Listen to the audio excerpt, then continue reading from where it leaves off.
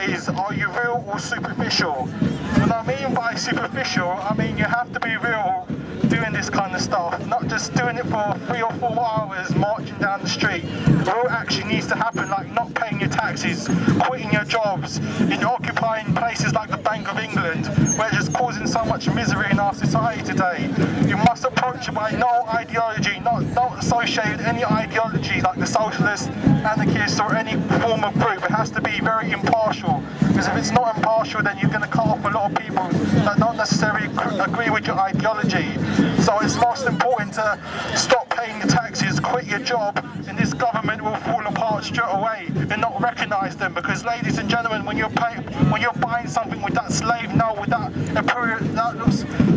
imperious Queen of England and her scumbag people, her scumbag ancestors in the past that have raped and destroyed and purged this country of the British Empire of thousands of years, of hundreds of years, and they're still raping our resources with the City of London. So it's very important, ladies and gentlemen, to be real and not be superficial and just march down the street for 2-3 hours and go back home and watch X Factor and get conditioned by the BBC News.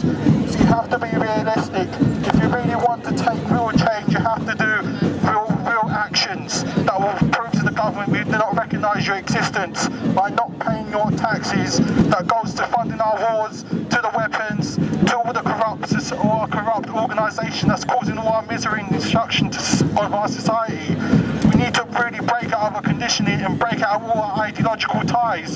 Stop being attached. It's failed in the past. All the progress revolutions, the communist revolution, the socialist revolution, they all failed because they thought if you change the ideology of the society would change. At the end of the day, we as human beings are violent. We need to deal with the violence within ourselves. When we face the sorrow and the anger and the fear and the violence within ourselves, then great change can happen. And from that change, we can stop boycotting, stop paying taxes anymore, occupy the Bank of England and the houses of, go to Parliament Square and occupy it, and go to places that will make a great difference. At the end of the day, that's the only real change, not the superficial change that we have in society.